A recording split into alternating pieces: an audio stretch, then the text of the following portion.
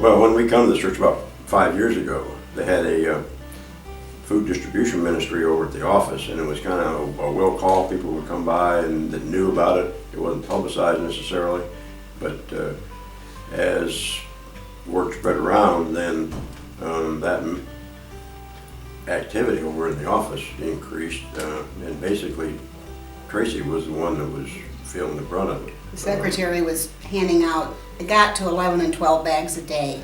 It made it hard for her to do her job.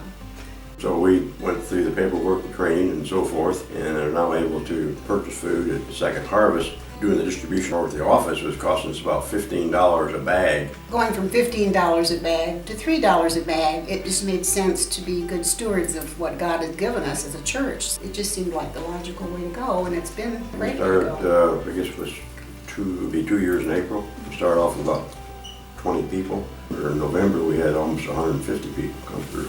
And that represents families. That's not 150 people. If you figure 4 people for a family, we're talking maybe 400 people are actually ending up being served. What doing the monthly distribution brought that the drop-by system in the office didn't is we're touching people. We can actually communicate with people. We would prepare the bags and take them over there and put them in the church office, but then we never got to even interact with them. And this way we get to interact with them, so that's cool. I could just tell you story after story about people and the things that they have said to us about what this food bank needs to do. So it is one of the best things this church does. They just want a hug sometimes. They want a hug, somewhat just a prayer, but we've had, they'll see someone hugging another person. They'll see one of us hugging someone, and a lady will come up and say, well, I want a hug too. My husband just died and I haven't been hugged in a long time. Or one man last month said, thank you for what you're doing. And I said, we're not doing this. This isn't us, this is God. Cherie set up giving haircuts 1 month. We had no idea she was coming. Did you know she was? I didn't know she was coming.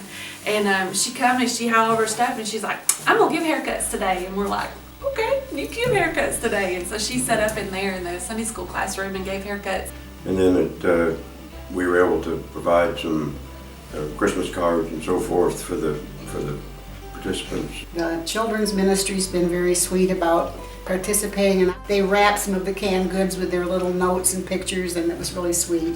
I marvel at how we started out with 4 or 5 people, and it's ballooned. If you go out there, you can see all the people that are working and eager to help, and it's really heartwarming. You know, it's an opportunity for families to serve together.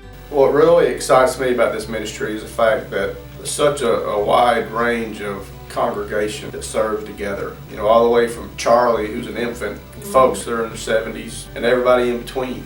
You know, they're committed to serving people that we know that there's folks coming here that this is the only Jesus they see.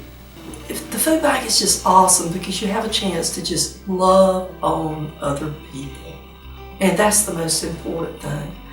It's just one of the most uplifting things for this church and for me as a Christian.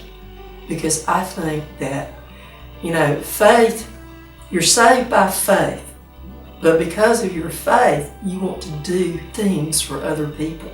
And this is a ministry that this church has that reaches out into the community that is just awesome. I mean, anytime you talk to people in this community, about Eastern Heights has a reputation for loving folks, and that's what you want.